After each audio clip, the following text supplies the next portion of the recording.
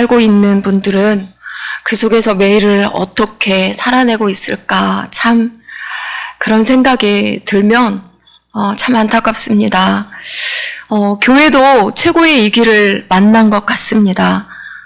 주일에도 굳게 닫혀있는 그 서울의 대형 교회들 정말 많은 생각을 하게 합니다. 어제 저희 큰애가 저랑 같이 밥을 먹으면서 이런 이야기를 하더라고요. 지난주는 학원이 휴원을 했고 이번 주는 그 큰애가 하는 학원 특성상 아이들을 집단으로 이렇게 모여서 하는 게 아니고 그냥 선생님들하고 1대1로 하는 거기 때문에 월요일부터 다시 이제 문을 열어서 월요일 오후에 초등학교 3학년 아이가 피아노를 하고 갔대요. 근데 저녁 10시쯤에 그 아이 엄마에게서 전화가 왔다는 거예요. 다짜고짜로 아주 격앙된 목소리로 피아노 선생님 교회 이런 데 다니나요? 이렇게 물어보더라는 거예요. 깜짝 놀라서 예, 다닙니다.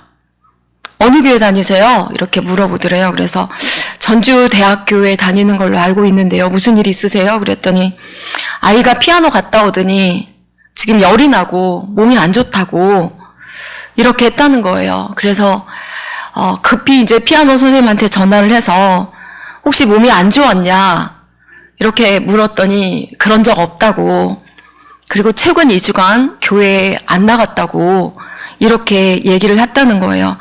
다시 그 어머니께 전화를 했고 다음 날 그 엄마에게서 문자가 왔대요. 많이 놀라게 해서 죄송하다고, 일찍 그냥 해열제 먹여서 재웠더니 아이가 아주 괜찮아졌다고 이렇게 문자가 왔답니다. 이야기를 들으면서 참 많이 정말 슬펐어요. 엄마의 마음을 정말 충분히 이해합니다. 근데 다짜고짜 교회 이런 데 다니냐고 이렇게 물은 것도 속상하고 2주째 교회에 안 나갔다고 하는 것이 다행히 되어버리는 이 현실이 참 정말 슬프더라고요. 그런데 지금 이 현실 앞에서 사실 우리는 아무것도 할 수 있는 것이 없습니다. 대부분은 두려워하고 무엇인가에 분노하기도 하지만 교회 방역하고 마스크 쓰고 손 씻고 이 정도, 그러면서 스스로를 방어하려는 일 외에 할 수 있는 것이 없습니다. 그리고 지금 이 상황에 예수 믿으세요, 교회 오세요 라고 말하는 것은 아예 우리가 정말 꿈도 못 꿀 그런 얘기인 것 같습니다. 우리가 오늘 22절부터 읽었지만 16절부터 보도록 할 겁니다. 오늘 본문에 바울이 아덴에 가기까지의 배경을 잠시 이렇게 말씀드리자면, 바울이 2차 전도 여행을 시작하고 데살로니가로 갔어요. 가서 전도를 했는데 유대인들이 시기하여서 이제 방해를 해요. 엄청나게 세게 방해를 합니다. 그래서 막 소동을 일으키고, 그래서 데살로니가에 더 이상 있을 수가 없어서 베레아로 밤중에 이제 갔어요. 바울과 실라와 함께 베레아로 갔는데, 베레아 사람들은 데살로니가 사람들보다 훨씬 신사적이어서 말씀을 들으면서 그런가? 라고 많이 생각을 했다고 해요. 그런데 데살로니가에 있던 이 못된 유대인들이 거기까지 베레아에 있다는 얘기를 듣고 거기까지 쫓아왔어요. 그래서 거기서 아주 또 방해를 심하게 합니다. 그래서 이제 거기 더 있을 수가 없어서 바울은 실라와 디모데를 남겨두고 아덴으로 가요. 바울이 아덴에서 바울과 실라를 기다리는 중에 그 성을 이렇게 돌아보니까 아주 성이 우상으로 가득 찼어요. 바울의 마음이 견딜 수가 없어요. 이 무지한 사람들을 그냥 보고만 있을 수가 없습니다. 16절에 보면 바울의 마음이 격분하여, 이 말의 원문을 문자적으로 그냥 표현해 보면 그의 영이 분통이 터지고 있었다, 이렇게 할 수 있습니다. 통분하게 하다의 단어로 쓰인 헬라어는요, 그 우상을 숭배하는 이방을 향한 하나님 아버지의 거룩한 분노, 그리고 자기 백성들이 또 우상숭배하고 있는 이것을 보시면서 불같은 질투를 하나님께서 표현하는데 사용이 되었습니다. 출애굽기 34장 14절은 너는 다른 신에게 절하지 말라. 여호와는 질투라 이름하는 질투의 하나님입니다. 라고 하세요. 신명기 9장 17절은 모세가 시내산에서 하나님의 말씀을 받으려고 40일간 내려오지 않으니까 이스라엘 백성들이 금세 금송아지를 만들어서 하나님이다 라고 하는 것에 하나님께서 너무 진노하셔서 모세에게 주셨던 두 돌판을 깨뜨리는 그 사건을 말합니다. 우상으로 인한 이 하나님의 격분하심을 바울이 동일하게 느끼고 있는 이것은요, 바울 안에서 내주하시면서 성령께서 아덴 전체에 퍼져 있는 이 우상 숭배를 하고 있는 것을 보시면서 지속적으로 바울 안에 있는 성령님이 지금 노하고 계실 수밖에 없는 그 상황을, 그 마음을 나타내는 적절한 표현이 바로 바울의 마음이 격분하여 라고 하는 것을 볼 수 있어요. 아덴은요, 당시에 우리가 잘 아는 아테네, 여기에 아주 유명했잖아요. 철학가들이 여기서 다 나왔죠. 철학, 문학, 언어, 종교. 뭐 종교라고 하면 그냥 당연히 우상숭배죠. 중심지라고 할 수 있는 곳이에요. 세상적으로 말하면 최고의 문화를 꽃피운 곳이라고 할 수 있습니다. 철학적으로는 그야말로 인간의 눈으로 보면 당시 최고의 지성들이 모여있는 곳이라고 볼 수 있어요. 철학이 뭐냐? 철학이 뭐냐? 신이 무엇이냐? 인간이 무엇이냐? 이것을 계속 논하고 연구하고 말하는 게 바로 철학이에요. 소크라테스, 아리스토텔레스, 플라톤 뭐 이런 사람들을 다 여기서 철학을 논했던 사람들입니다. 인간의 지적인 호기심이 가장 충만했던 곳이고, 그리고 그런 지성과 학력이 아주 범람했던 곳입니다. 아덴이라는 이름은요, 그 지식의 신인 아테나 여신의 이름을 딴 것입니다. 바울이 아덴에 갔을 때는 에피쿠로스 학파, 스토아 학파, 우리 뭐 이렇게 조금 많이 들어본 그런 거죠. 이 사람들이 주류를 이루고 있을 때였어요. 우리가 굳이 뭐 여기서 에피쿠로스 학파는 어떤 사람들이고 스토아 학파는 어떤 사람들이고 이런 말을 할 필요는 없겠죠.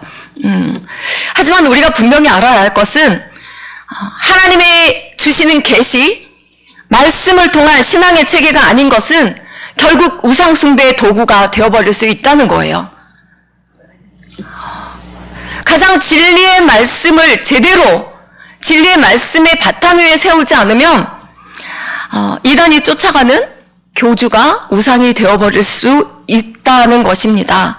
오직 말씀에 선 신앙이 온전하다는 것을 우리가 믿을 뿐이라는 것이죠. 본문의 17절을 보면요, 두 부류의 사람들을 바울이 만나고 있는 것을 보게 돼요.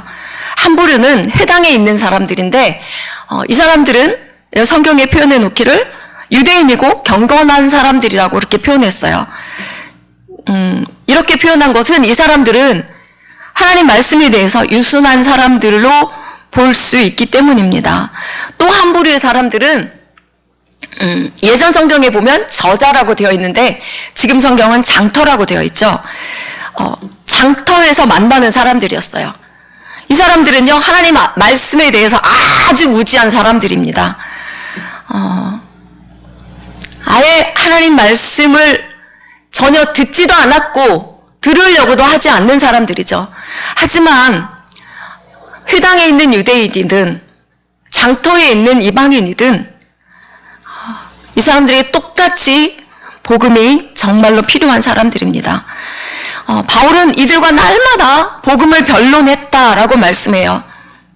바울이 복음을 변론했다고 해서 어떤 그들과 이야기하면서 어떤 합리적인 결론을 찾았다, 이게 아니에요.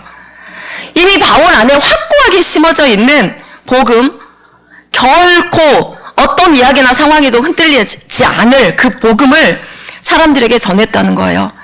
무엇을 더 갖다 붙이거나 빼거나 할 수 있는 게 복음이 아닙니다. 복음은 결코 흔들릴 수 있는 게 아니잖아요. 그것을 바울이 계속해서 그들에게 이야기하고 전했다라는 거예요.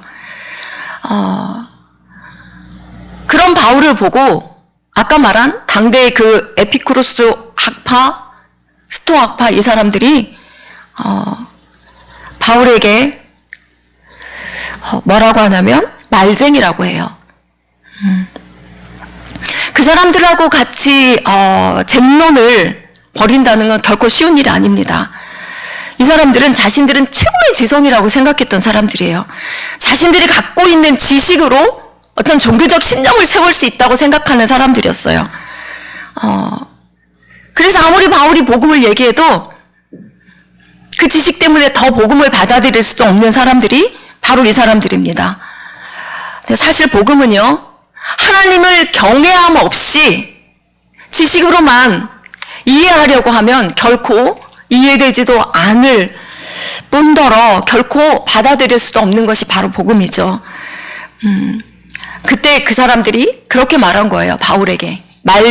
이 말쟁이가 무슨 말을 하려고 하느냐.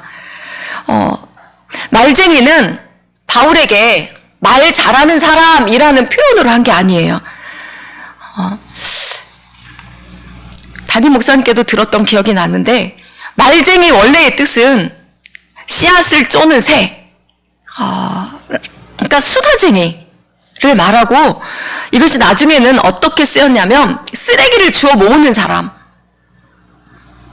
여기까지만 들어도 이게 결코 좋은 말이 아니라는 걸 알겠죠. 비유적으로 말하면 이런 지식 저런 지식을 그냥 주워 모아서 말로만 떠들어대는 그런 사람을 경멸할 때 사용하는 말이 바로 말쟁이라는 용어였어요. 아무런 가치가 없다고 생각하는 사람들을 아주 조롱할 때 쓰는 말이었습니다. 진리를 모르고 그 바울 당시에 바울에게 이렇게 말했던 사람들은 진리를 모르고 헛된 것을 쫓는 사람들이기 때문에 자신들의 지식을 내세우며 이렇게 말했지만, 지금 이 시대에 그리스도인들에게 이와 비슷한 뜻으로 세상이 말하는 것을 우리는 종종 듣습니다. 너무나 잘 우리가 많이 들었던 얘기잖아요. 그 기독교인들이 물에 빠지면 입만 둥둥 살아서 떠다닐 거라고. 이게 결코 묻고 지나갈 이야기는 아닌 것 같아요. 정말 깊이, 예수 믿는 사람들이 깊이 생각해 봐야 할 일인 것 같습니다. 아무튼 말쟁이라고 조롱하고 쟁론하고 최고의 석학이라고 하는 이 사람들이 이해할 수도 없고 그들이 알 수도 없었던 그 복음을 우리는 지금 이렇게 받아들입니다. 우리는 이 복음을 믿습니다. 이것이 얼마나 놀라운 일이고 감사한 일인지 알 수 없습니다. 이것은 영생을 주시기로 작정한 사람들에게 주시는 하나님의 놀라운 은혜의 선물입니다. 우리에게서는 어떤 것도 이것이 나올 수 없는 것이기 때문에 우리는 주 앞에서 늘 더 겸손할 수밖에 없죠.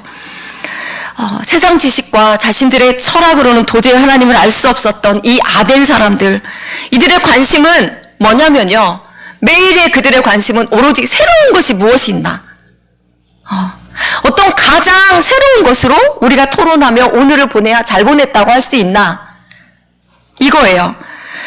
그래서 그들이 바울을 아레오바고로 붙들어 가요. 아레오바고는 아덴의 당시 재판정이에요.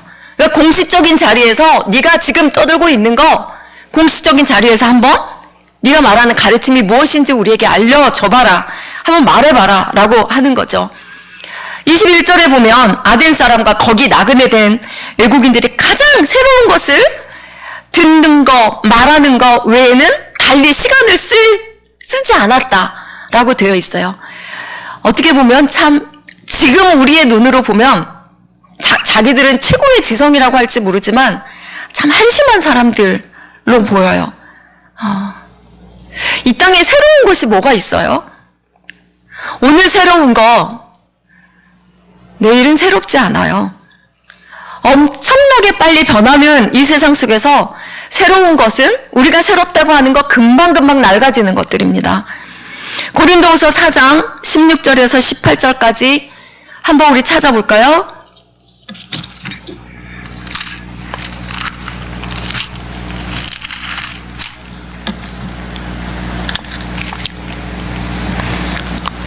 고린도후서 4장 16절에서 18절 함께 읽어보겠습니다.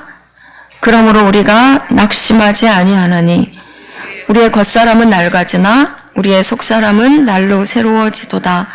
우리가 잠시 받는 환난에 경한 것이 지극히 크고 영원한 영광에 중한 것을 우리에게 이루게 함이니 우리가 주목하는 것은 보이는 것이 아니요 보이지 않는 것이니 보이는 것은 잠깐이요 보이지 않는 것은 영원함이라. 아멘. 우리의 겉사람은 날로 후패해 갑니다. 그러나 우리의 속사람은 날로 새롭다고 말합니다. 피조물인 그 어느 것도요, 세월에 따라서 변하지 않는 것은 아무것도 없습니다.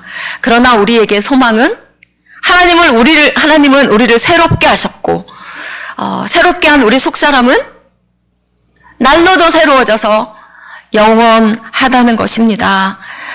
바울이 그래서 그렇게 말합니다. 속사람은 날로 새로워진다. 성령 안에서 예수 그리스도께로 더 나아가는 사람들은요, 새로워질 수밖에 없습니다. 성령의 조명하시는 그 말씀 안에서 회개한 죄에 대해서 반복적으로 지었던 죄라 할지라도 그것을 끊어낼 힘이 있고, 그리고 예수 그리스도와 함께 죄를 끊어낸 후에 동행하며 사는 믿음의 사람들은 예수님이 주시는 그 은혜의 말씀 안에서, 그 은혜 안에서 날로 새로워질 수밖에 없는 겁니다. 주님은 요한계시록 21장에서 새하늘과 새 땅을 우리에게 주실 것이라고 주실 것이고, 그리고 보좌에 앉으신 이가 만물을 새롭게 한다라고 이렇게 말씀하십니다. 이 말은 신실하고 참되니 기록하라 라고 하세요. 주일에 어떤 장로님께서 저에게 짧은 동영상 하나를 보여주셨어요. 너무 웃겨서 그냥 웃고 말았는데 참 정말 어리석은 모습이 참 씁쓸했습니다. 모 대통령이 연설을 하면서 신천지를 만들겠습니다 이렇게 외치는 거예요. 그 너무 웃겼어요. 너무 웃겼지만 정말 또 씁쓸했죠. 잘 알지도 못하면서 들은 것은 있어서 마치 자기 것인 양 떠들어대는 이런 사람들이 바로 말쟁이가 아닌가 싶어요. 아덴 사람들이 바울에게 말했던 그 말쟁이는 바울에게는 결코 해당되는 말이 아닙니다. 그 사람들이 바울을 잘못 알고 한 말이죠. 우리는 정말 세상이 말하는 그 말쟁이가 되지 않아야 될 줄 압니다. 우리의 입에서 참된 복음이, 진리의 말씀이 오직 나갈 수 있게 되기를 원합니다.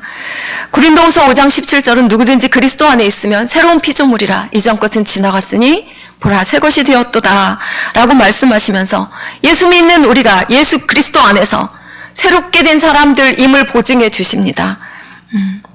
아무튼 지금 바울이 만나고 있는 사람들, 최고의 지성이라고 믿고 있는 이 아덴 사람들의 사실은요 굉장히 목말라 있는 사람들이에요. 매일 새로운 것이 자신들의 목마름을 채워줄 것이라고 기대하고 그렇게 찾아 헤매지만 그들을 만족하게 할 것은 그들이 찾는 것 안에는 없습니다. 그래서 그들 안에는 종교심도 많다고 이렇게 되어 있습니다. 바울이 아레오바고 가운데 서서 외칩니다. 바울이 지금 그들에게 외치는 것은 오직 복음이에요. 아덴 사람들아 너희를 보니 종교심이 많도다. 이 말은 이들은 자신들을 만족하게 해줄 그 무엇인가를 계속해서 찾고 있었다는 거예요. 자신들의 손으로 만든 우상을 세워놓고 또는 알지 못하는 신이 분명히 우리가 우리가 알지 못하는 또 다른 신이 어디 있을 거라고 생각하고 그 단을 쌓아놓고 알지 못하는 신에게라고 하는 그 단에 제사하고 있는 이 사람들이죠. 아덴 당시에 바울 당시에 아덴에 3만 개의 우상이 있었다고 합니다. 3만 개의 우상뿐만 아니라 알지 못하는 신에게라고 하고 제사했다는 것인데, 이것은 그냥 단순히 그들이 우상 숭배에 쩌들어 있다, 이것만 말하는 것은 아닙니다. 그 많은 신들을, 우상들을 왜 만들었을까요? 이들은 끊임없이 두려워하고 있는 거예요. 끊임없이 뭔가를 찾고 있지만 만족할 수가 없는 거죠. 늘 불안해하고 있었다는 것을 알 수 있습니다. 그들이 두려워하는 것은요, 신들이 자신들에게 제대로 못하면 해를 끼칠까 하는 이 두려움도 그들을 늘 사로잡고 있었습니다. 그런 그들에게 바울이 하나님을 소개합니다. 창조주 하나님, 온 우주 만물을 다스리시는 하나님, 전능하신 하나님, 심판의 하나님, 그리고 구원의 하나님. 우리가 오늘 읽은 본문 짧은 말 속에서 하나님을 소개해요. 먼저 창조주 하나님은 만물을 지으시고 천지를 주관하시는 분이시니, 피조물인 사람이 만든 이 신전 안에 갇혀 계시는 분이 아니라고 분명하게 말합니다. 아덴에는 어마어마하게 많은 신전들이 있었고, 그 중에 대표적인 신전이 파르테논 신전이라고 하는데, 가장 큰 신전이었다고 해요. 근데 이 신전을 그 아덴이라고 하는 이 여신에게 또 바쳤다고 이렇게 되어 있더라고요. 아무리 크고 아무리 웅대한 신전을 갖고 있을지라도 하나님은 결코 그 안에 갇혀 계시는 분이 아닙니다. 하나님은 온 우주 만물에 충만하신 분이시고 만물을 창조하시고 다스리시는 분이기 때문에 그렇습니다. 솔로몬이 성전을 건축하고 하나님께 기도하면서 이렇게 말합니다. 열왕기상 8장 27절에 보면, 하나님이 참으로 땅에 거하시리이까 하늘과 하늘들이라도 주를 용납하지 못하겠거든 하물며 내가 건축한 이 성전이오리이까.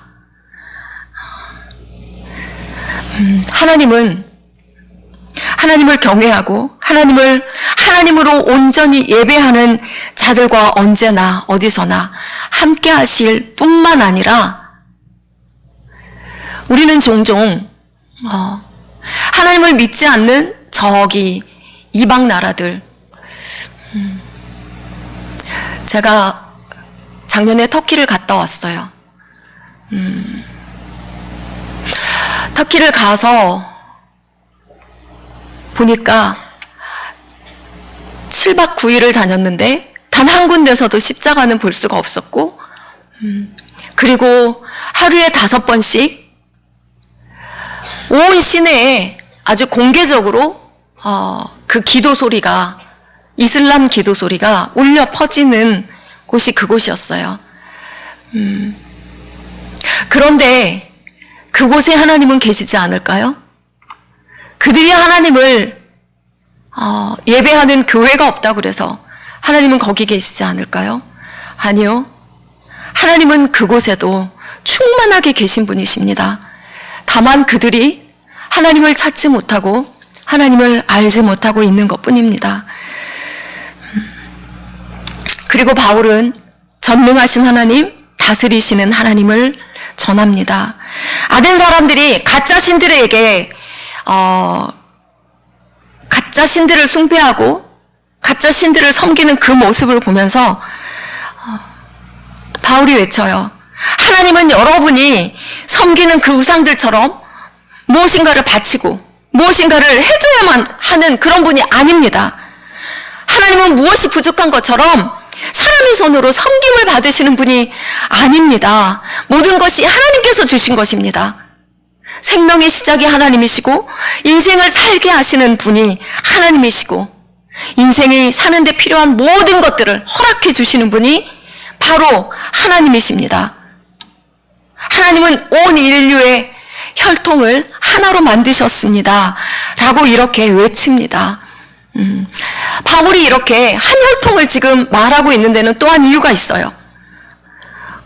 아덴 사람들은요, 그 유대인들이 자신들만이 하나님이 선택하신 선민이라고 그렇게 민족적인 우월감을 갖고 자랑하는 것처럼 이 아덴 사람들도 자기들만이 특별한 사람들이라고 하는 어떤 그 민족적인 우월감을, 자부심을 갖고 있었기 때문이에요.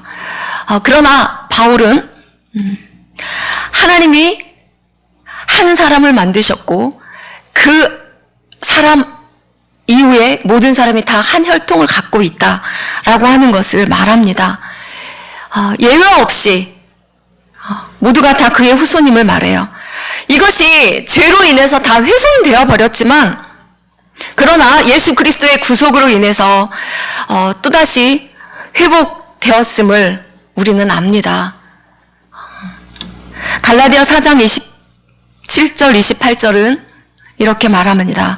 누구든지 그리스도와 합하기 위하여 세례를 받은 자는 그리스도로 옷 입었느니라. 너희는 유대인이나 헬라인이나 종이나 자유인이나 남자나 여자나 다 그리스도 예수 안에서 하나이니라. 원래 한 혈통으로 하나님께서 만드셨지만 죄 때문에, 인간의 죄 때문에 사람들이 나누이고 다 쪼개지고 그리고 서로를 절대로 우리는 한 형제가 아니라고, 우리는 아주 특별하고 너희는 아니라고, 이런 상황에 있지만 그러나 예수 그리스도를 통하여서 하나님은 결국 다시 하나로 우리를 묶어주셨음을, 우리가 한 형제 자매가 되게 하신 것을 이 성경을 통하여서 말씀하십니다. 이것이 바울의 신앙관이고요. 또한 주 안에서 우리가 한 형제 자매인 것을 기억해야 하는 것을 말씀합니다. 우리는 한 교회 안에 있어요. 그런데 우리의 죄의 본성 때문에 한 성령 안에서 한 예수 그리스도를 섬기고 있음에도 불구하고 자꾸 이기적인 모습을 보일 때가 참 많이 있습니다. 그럴지라도 우리는 그리스도 예수 안에서 한 형제 자매입니다. 그 안에서 우리는 하나님의 다스리심과 통치하심을 받는 사람들입니다. 하나님은 모든 인생들에게 필요한 것을 주실 뿐 아니라 또한 연대를 정하셨다고 하셨어요. 하나님은 거주의 경계를 정하신 분이라고 하셨어요. 다스리시는 하나님, 통치하시는 하나님을 바울이 말합니다. 인생들 개개인의 시간을 정해주신 분이 하나님이세요. 우리는 얼마나 우리가 연약한지를 경험하며 삽니다. 아무리 힘쓰고 애쓰고 노력해도 인간의 힘으로 어찌할 수 없는 그런 일들을 만나는 것, 우리는 늘 경험하고 삽니다. 오고 가는 계절들, 그리고 매일매일 오고 가는 시간들, 날씨들, 질서 있게 운행되고 있는 이 우주의 질서들, 그리고 자연 법칙들, 이 모든 것들 다 하나님이 다스리고 계시는 거예요. 이것이 조금만 자연 법칙이 흔들려도요, 사람들은 순식간에 그 삶이 깨져버리는 걸 우리가 볼 수 있어요. 그 한 일로 우리는 몇 년 전에 일본의 후쿠시마 쓰나미를 기억합니다. 이때 사람들은 아무것도 할 수가 없어요. 속수무책이죠. 이런 것들을 보면서 우리가 얼마나 연약한 존재인지, 우리가 어떻게 해서 사람이고 우리가 어떻게 해서 살아갈 수 있는가를 사람들이 조금만 눈을 열어서 본다면 하나님을 알 수 있을 텐데 사람들은 그렇게 하지 않습니다. 사람들의 연대를 정하시고 모든 민족들의 경계를 정하신 분도 하나님이십니다. 오늘 제가 대한민국 땅에 여기 살고 있는 것도 하나님이 정하신 것입니다. 한 나라의 시작과 끝도 하나님이 정하십니다. 바울은 아덴 사람들에게 말합니다. 이런 일들을 보면서 하나님을 찾으라고요. 오늘 말씀에서 혹 너희가 온 땅에 살게 하시고 연대를 정하시며 거주의 경계를 한정하셨으니 이것은 혹 너희로 하나님을 더듬어 찾아 발견하게 하려 하심이로되 그는 우리 각 사람에게서 멀리 계시지 않도다 라고 말씀하세요.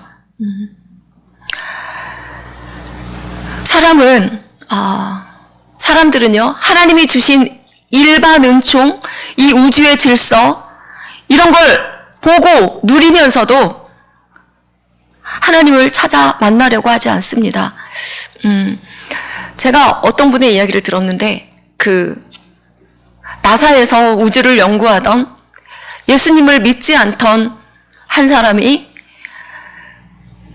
우주의 질서를 보면서 스스로 무릎을 꿇었다. 하나님은 존재하신다. 라고 했다는 이야기를 들었습니다. 더듬어 찾아 발견한다 라는 뜻은 소견이 무엇인가 열심히 더듬어서 찾는 것을 의미해요. 영적으로 완전히 어두운 상태에 있는 사람이 하나님을 찾아서 방황하고 있는 것을 묘사하는데,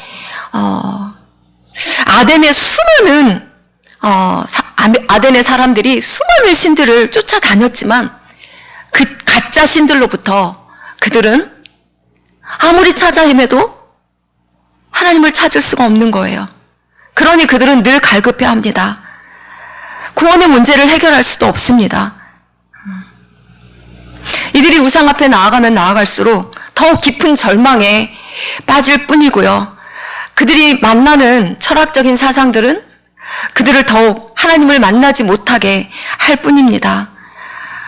지금도 많은 사람들이 이렇게 살아갑니다. 하루하루의 삶에서 누군가의 인도하심과 도우심이 아니면 내가 살 수 없다는 것을 조금만 눈을 돌려서, 조금만 눈을 열어서 보면 알 수 있을 것 같은데, 지금도 너무나 많은 사람들은 그렇게 살지 않습니다. 어려움을 만나고 정말 인간의 힘으로는 속수무책인 그런 상황에 아무리 처해져도 사람들은 어떻게든지 우리의 방법과 우리의 지식으로만 그것을 해결해 보려고 하는 그런 어리석음에 있습니다. 이게 인간의 본성이죠. 바울은 아덴 사람들에게 계속 말해요. 우리는 그를 힘입어 산다. 우리가 움직이며 존재하는 것은 오직 하나님 그분 안에 있기 때문이다 라고 말해요. 하나님이 주시는 은혜와 그 사랑과 그 힘으로 사는 사람들이 우리들인 것을 말합니다. 우리의 존재는 하나님을 빼고는 그 무엇으로도 설명할 수 없다는 걸 우리는 다 인정합니다. 바울은 그것을 우리가 그의 소생이라고 이렇게 설명해요. 하나님은 우리를 만드신 분이시고 우리를 만드실 때 이미 당신 자신을 우리 안에 부어주신 분이세요. 하나님을 알 수 있는 지혜를 주셨고요. 하나님과 소통할 수 있는 감정을 주셨고 하나님 당신에게서만 나올 수 있는 의도 우리에게 주셨어요. 그러니 우리는 하나님을 떠나서는 존재 자체가 의미 없는 그런 인생들이 되어버릴 수밖에 없는 겁니다. 하나님 우리에게 한계 상황을 주셨어요. 언제나 피조물임을 기억하고 당신을 향해서 갈구하며 나오게 하셨어요. 그러나 인간의 조급함 그리고 인간의 탐욕스러운 죄악들 이런 것들이 오히려 하나님으로부터 멀어지게 합니다. 하나님은 언제나 눈먼 자들일지라도 찾으면 찾을 수 있도록 가까이에 임재해 계신다고 말씀하세요. 이사야 55장 6절은 너희는 하나님을 여호와를 만날 때 찾으라. 만날 만할 때 찾으라. 그가 가까이 계실 때 그를 부르라 라고 말씀합니다. 하나님을 찾는 자에게 하나님 만나 주신다고 약속하셨습니다. 근데 인생들은 엉뚱한 것에서 하나님이 하나님으로만 채워야 할 그 영적인 갈급함을 채우려 하다 보니까 더 깊은 어둠과 절망에서 헤매는 겁니다. 그러므로 오래 참으시는 하나님은요, 알지 못하던 시대에는 간구하셨다고 하세요. 오늘 본문 30절 우리 다시 한번 볼까요? 본문 30절을 다시 보겠습니다. 시작. 알지 못하던 시대에는 하나님이 간과하셨거니와 이제는 어디든지 사람에게 다 명하사 회개하라 하셨으니. 아멘. 이 본문을 그대로 직역하면 이렇다고 해요. 그래서 참으로 무지의 시간들을 관대히 보아주셨으니 하나님께서 이제는 모든 사람들에게 어디서나 회개하도록 명하신다. 입니다. 하나님이 왜 관대히 보여주셨을까요?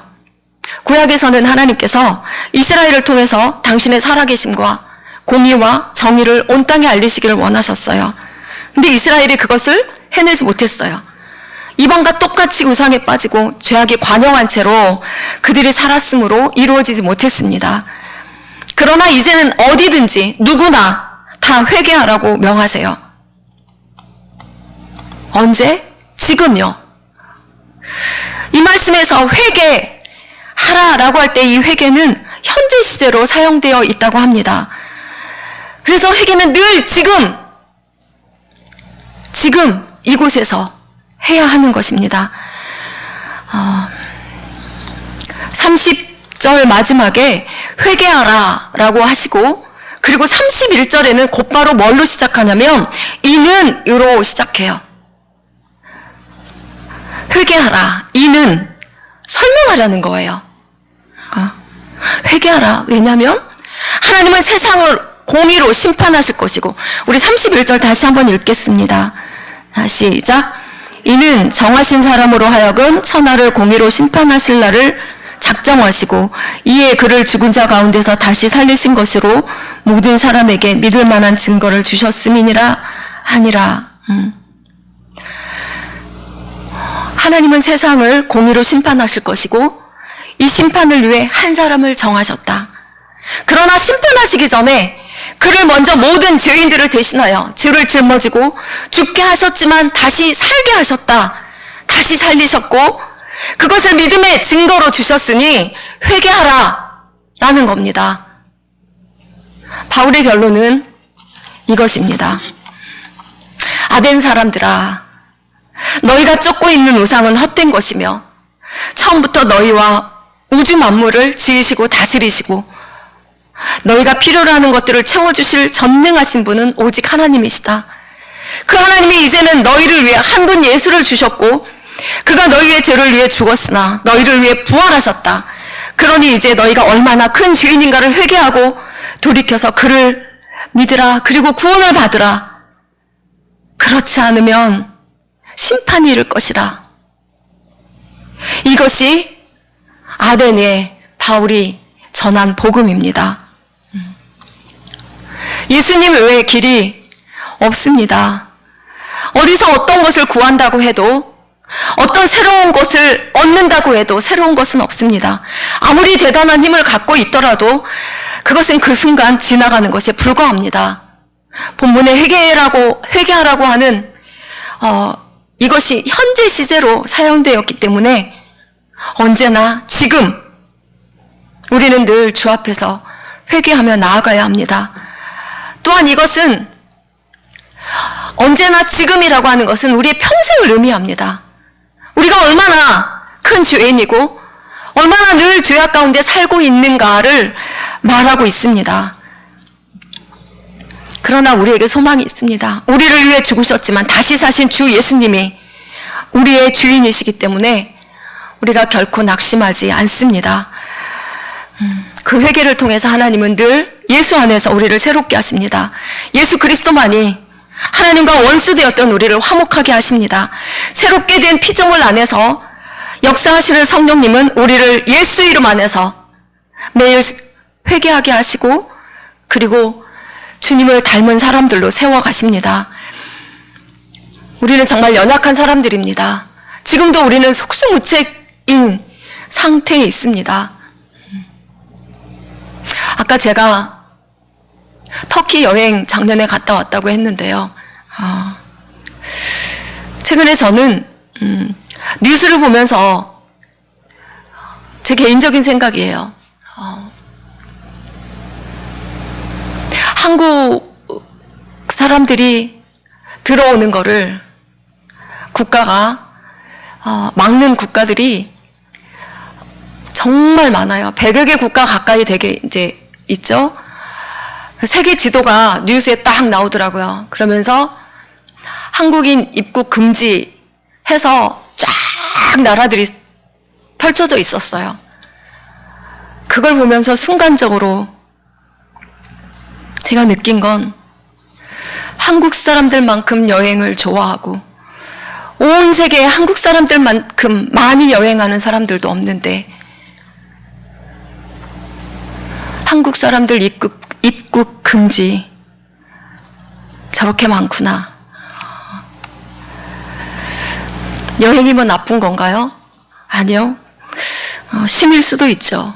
그러나 어떻게 보면 여행이 육신의 정욕과 안목의 정욕과 이생의 자랑이 아니라고 또한 우리는 말할 수 없습니다.